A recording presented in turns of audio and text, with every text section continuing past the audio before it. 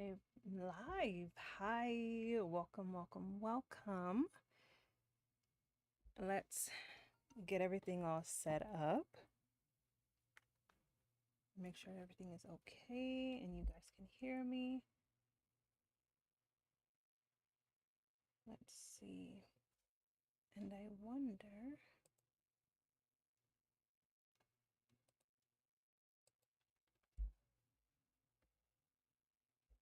Okay, so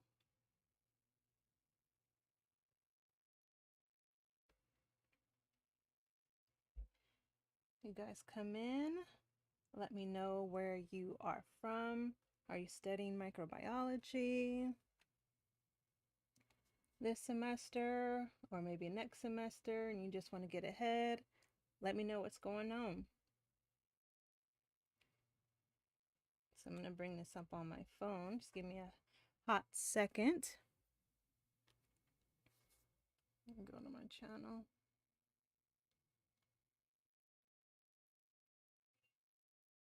Okay. I have to make sure I can hear myself so you guys can hear me.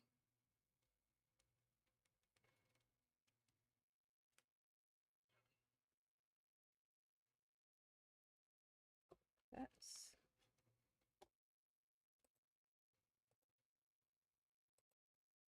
okay. Error is not receiving enough video to maintain smooth streaming. Well, as much.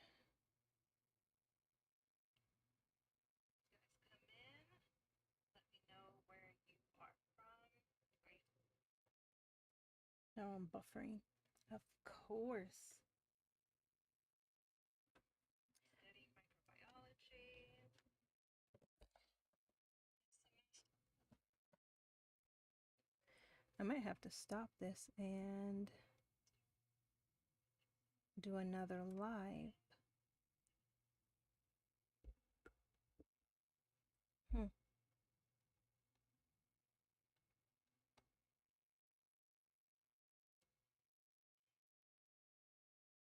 I really want this to work out smoothly so you guys can play.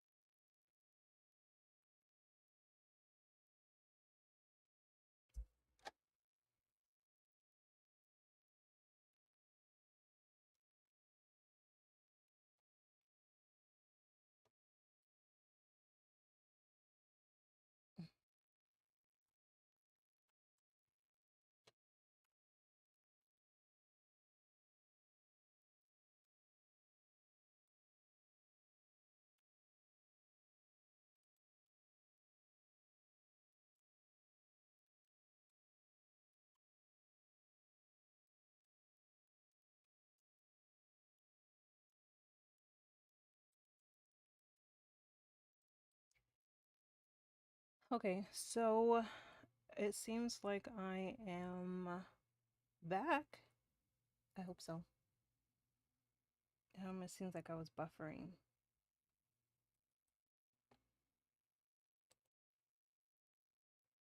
I don't know. I'll see if I can keep going. So today we are studying or playing a game, and it is, well, maybe I should introduce myself. That would help. My name is Rochelle, and I am your microbiology tutor. We are going to study or play prokaryotes, eukaryotes anatomy and their structure, and microbial metabolism, a mixed match game. So it gives you like a little break from reading a textbook, writing notes, reading a textbook, writing notes, but you have an opportunity to play a fun game. So I'm going to switch my screen so you guys can play.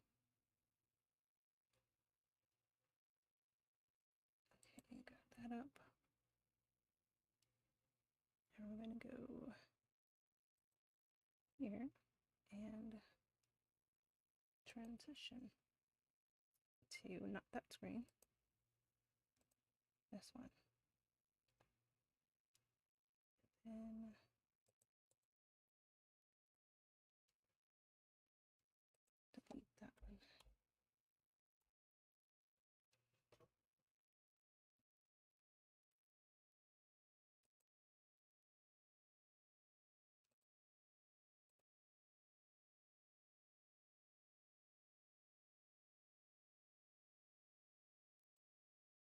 Okay, I think we are up and running. Okay, the mixed match game. It's prokaryotes and eukaryotes and microbial metabolism.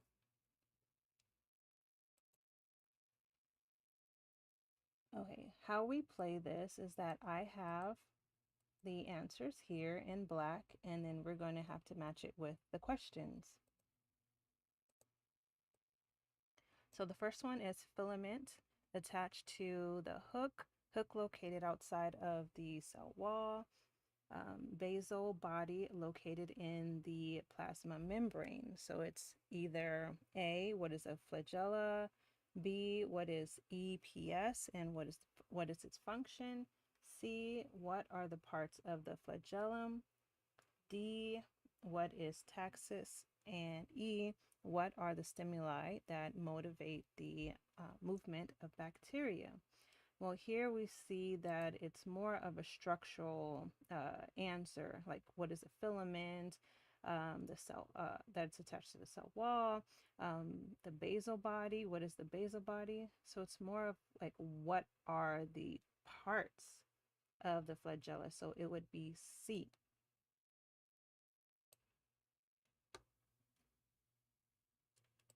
And we have long filamentous appendages that propel bacteria. And that sounds more like flagella. So that's what a flagella. It's a long filamentous appendages that propel bacteria. This next one.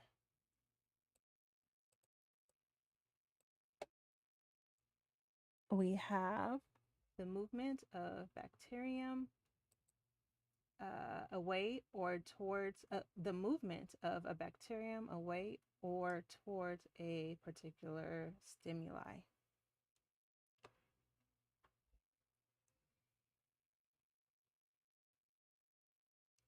Oh no, maybe I should put the mic a little bit closer to my mouth. Let me see.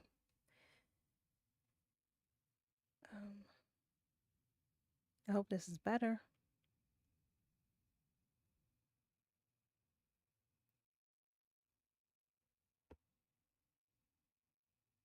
Okay. The movement of bacterium away or towards a particular stimuli. And it is, what is taxis? It's the movement of bacteria away or towards a stimuli. A stimuli can be either chemical or light, photo. So that would be that one. What are the stimuli that movement? This is E. What are the stimuli that that motivate the movement? And I just said it earlier, chemical or the light. So chemical would be chemotaxis, and then the light would be phototaxis. And then the last one would be B. What is EPS and what is its function? Extracellular polymeric substance, that's EPS, and it's a glycocalyx that helps cells attach to their target environment to each other in biofilms and facilitate communication. So that is EPS.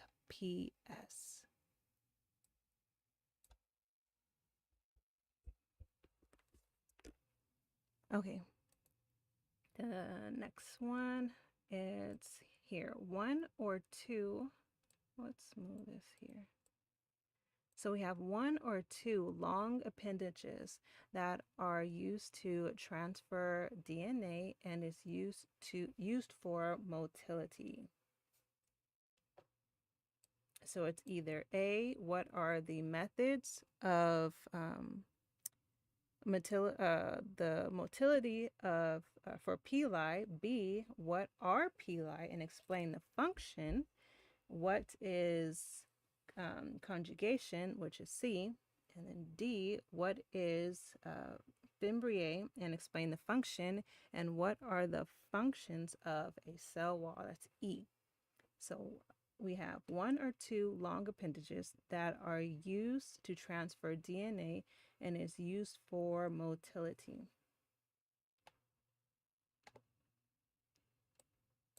Oops. Oh, can't click on it. So we have what are pili. They are long appendages, one or two of them, that can use to transfer DNA and use motility. The next one here is, it is the transfer of DNA from one cell to another by way of pilus. And that is C. What is conjugation?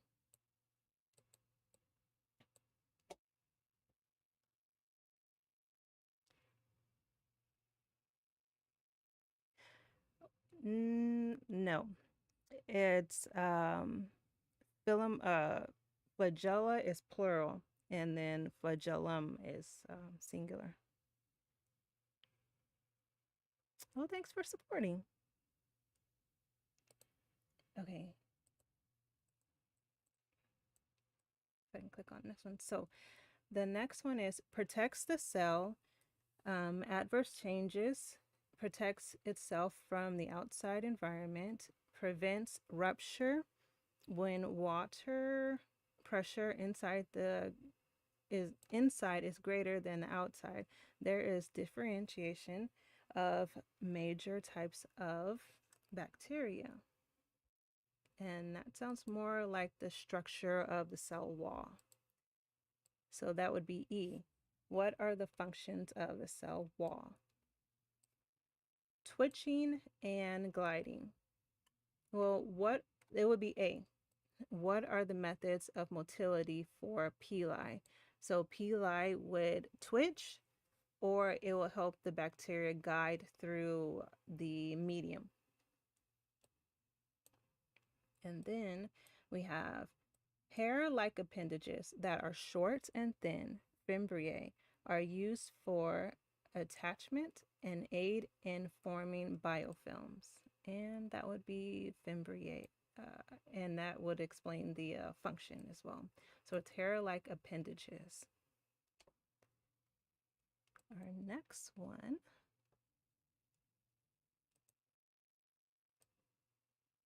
here, we have gram-positive. Let me turn this down. Okay.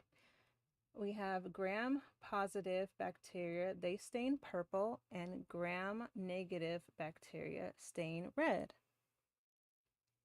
We have A. What are microorganisms, or what microorganisms has mycocalic acid layer? B. What are the components of a cell wall? We have C. What color does gram-negative and gram-positive stain in gram staining?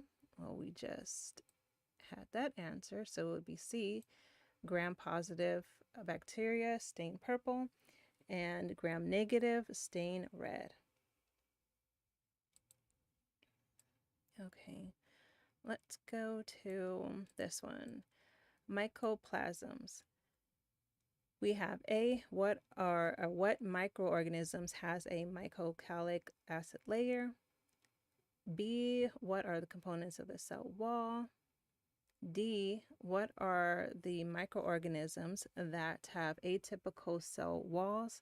And C, what is the structure of plasma membrane? Well, mycoplasms, they have a atypical cell wall, so it would be D. We have gram-positive, peptidoglycan, NAG, NAM, polypeptides, tetrapeptide side chains, peptide cross bridge, and we have gram-negative. They have peptidoglycan, NAG, NAM, with the outer membrane. So that sounds more like a structure of the cell wall. So which one would that one be? It'll go back. It'll go up to B. What are the components of a cell wall? We have the genus Mycobacterium and the species Nocardia. And it would be A, what microorganism has a mycocalic acid layer? And that would be A. And our last one, what is a phospholipid bilayer it is a phospholipid bilayer that consists of hydrophilic and hydrophobic layers? And that would be E. What is the structure of a plasma membrane? We use the word conjugation in math. It has a total different meaning. Gotta love vocabulary. Yeah. Okay. Oops. So here we have simple diffusion, facilitated diffusion, and osmosis. Let's go through our questions. We have A. In osmosis, solvent can move through the membrane. What are the three osmotic solutions and explain them? We have B. What are the proteins that can be found in or on the plasma membrane? C. In the passive movement across the membrane, what are the three avenues of movement? And I know that one's C. For simple diffusion, facilitated diffusion, and osmosis. We have D, explain the fluid mosaic model, and E, explain the function of the plasma membrane. So those are our questions. We have our next answer. Isotonic, there's no net movement of water. Hypotonic, water goes into the cell and cause osmotic lysis. Hypertonic, water leaves the cell and cause cytoplasm shrinkage, plasmolysis. And that would be A. In osmosis, solvent can move through the membrane. What are the three osmotic solutions and explain them? Next one, serves as a protective barrier. So we have cell walls and we also have the plasma membrane for the cells. So the plasma, and we don't have a question for the cell wall. So the next one would be the plasma membrane. It protects, it's a protective barrier. Here, it is an arrangement of, explain the function. Yeah. It is an arrangement of phospholipids and proteins. Oops. And that would be D. Explain the fluid mosaic model. And then here we have B. What are the proteins that can be found in or on the plasma membrane? And these will be the proteins, peripheral proteins and integral proteins. So that would be it for the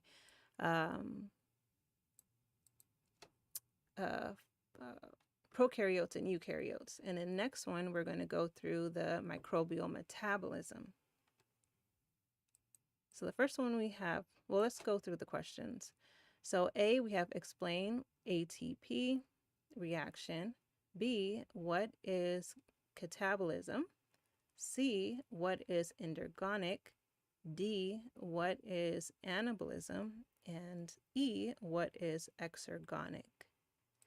So our first answer here is adenosine diphosphate plus inorganic phosphate plus energy will give us our ATP, adenosine triphosphate. Well, that would be A, because it explains what the ATP reaction is.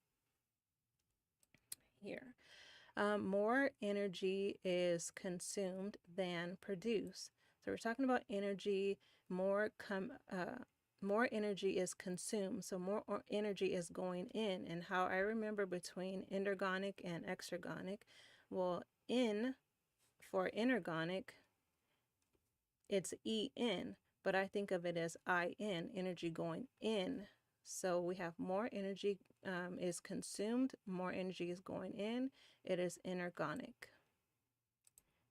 Here we have more energy is produced, so it is then released. So then energy is exiting, and that's how I remember exergonic, because EX is the first two letters of exit. So energy is being released, it's exiting, and that's exergonic. And then our next one, the breakdown of complex organic compounds into simpler ones. There is a release of energy. Hydrolytic reactions can occur. So we have the breakdown, and that would be catabolism. And then the building up of the complex organic molecules would be anabolism. There is an intake of energy, and dehydration synthesis also occurs. So that would be de-anabolism.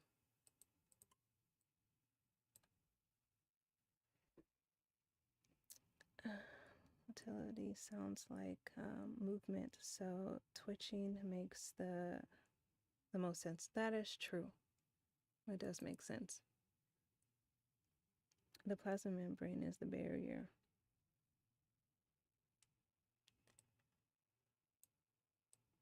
Okay.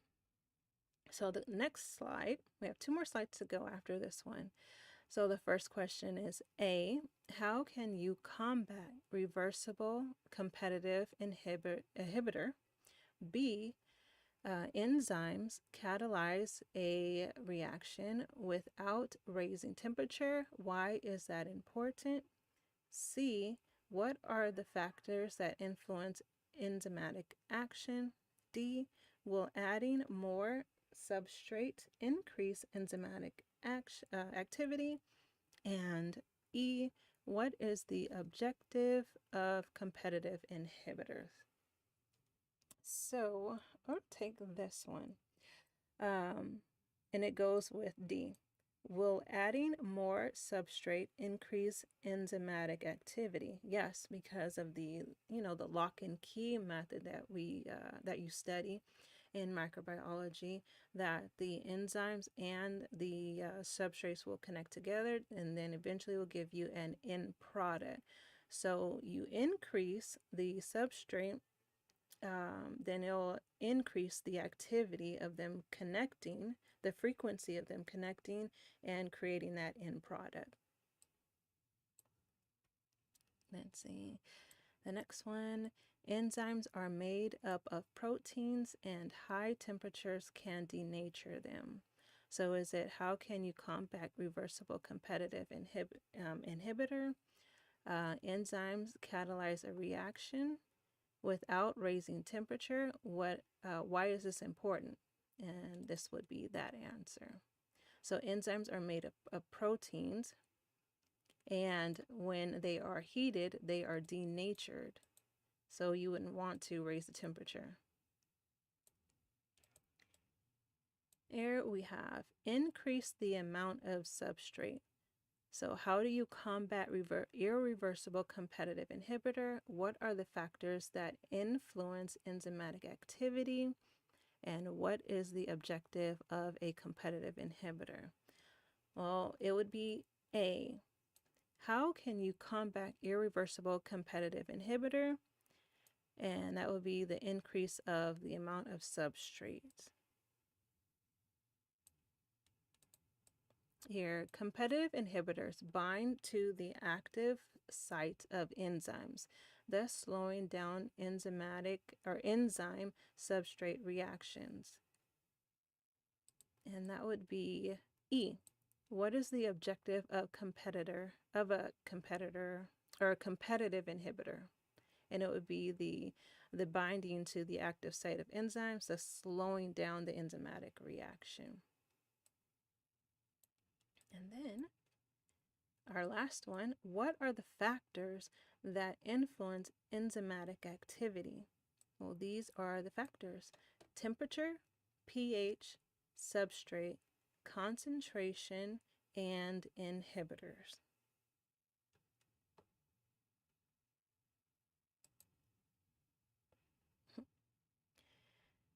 Okay, we have our questions. A, what is feedback inhibition? Did I say B? A, what is the feedback inhibition? B, what is the objective of non-competitive inhibitors? C, what is the name of the energy molecule used in cellular metabolism? D, we have explained the oxidation reduction or redox reaction. Give an example. And then E, what are ribozymes? So our first answer we have here is increase the oxidation, loss electron, and reduction, gain electron. So here's an example. We have oxidation, NAD plus hydrogen will give us NADH. Reduction, NADH plus will give us the hydrogen plus NAD plus of the substrate. So we have our oxidation and reduction reaction. That's redox, so it would be D, explaining the redox reaction with the example. We have protein enzymes that remove sections and splice together RNA. Well, we need to find what in the questions what is a protein and enzyme? So it's not A, feedback inhibition. B, what is the objective non-competitive inhibitor? What is the name of the energy molecule used in cellular metabolism? It would have to be E, a ribozyme. So ribozyme is a protein enzyme that removes sections and splice together RNA. Next one.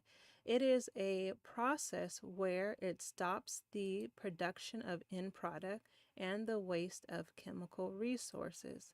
So it's feedback inhibition, the objective of non-competitive inhibitors, or the energy molecule, or is it a molecule used in cellular metabolism?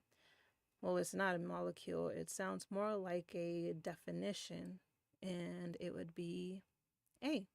What is the feedback of inhibition? It is the process where it stops the production of the end product and the waste of chemical resources. ATP. What is the objective of non-competitive inhibitor, or what is the name of the energy molecule used in cellular catabolism? Well, ATP is energy. It's our energy kind of like currency coin for the cells. So what is the name of the energy molecule in cellular catabolism? It will be ATP. Our last one, if I can move it, it's non-competitive inhibitors do not compete for the active site of enzymes, but bind to the allosteric side of the enzyme. The active site changes shape and the substrates are not able to bind to the site. So that is the objective of the non-competitive inhibitor. That would be B. Denature. It's changing the function. Changing the function of the protein is denature. Okay, so last slide, we have A, what is the end product of EMP? B, what does the energy in ATP, or where does the energy of ATP come from? C, what are the three processes in cell respiration? D, what are the end products of fermentation? And E, briefly explain glycolysis, aka Embden-Meyer pathway. So we have our first one, pyruvic acid. Well, pyruvic acid is the end product of EMP, or glycolysis. So we have A. Let's go here. We have aerobic respiration. In aerobic respiration, there's the Krebs cycle and the electron transport chain system. And then we have the aerobic respiration. So that one would go to, what is the process? What are the three processes in cell respiration? Here we go. Next one. Much of the energy comes from redox reactions. So where does the energy of ATP come from? Well, it comes from the redox reaction. So that would be B. Oxidation of glucose to pyruvic acid in the splitting of sugar. Well, this sounds more like what glycolysis is. So that would be E.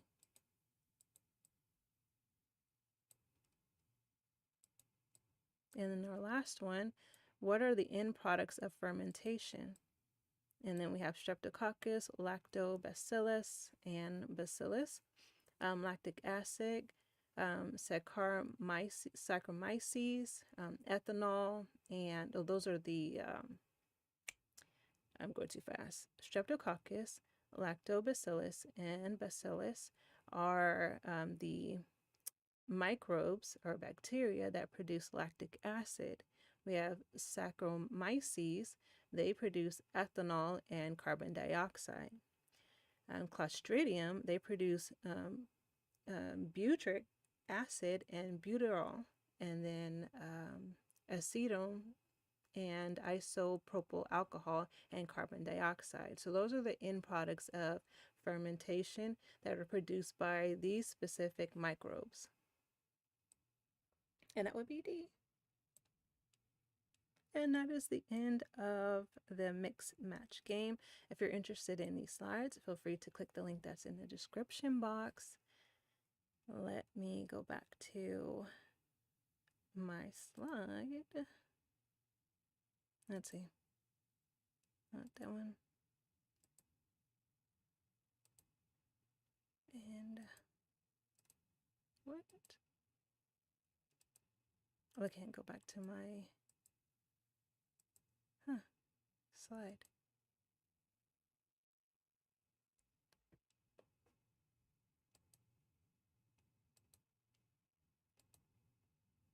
Wow.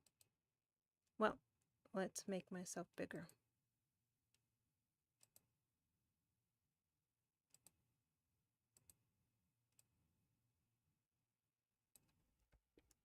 Switch. All right. I am so grateful that you guys were able to participate and enjoy this study session. I will be back next week, maybe sometime during the week. I don't know. Can't promise you.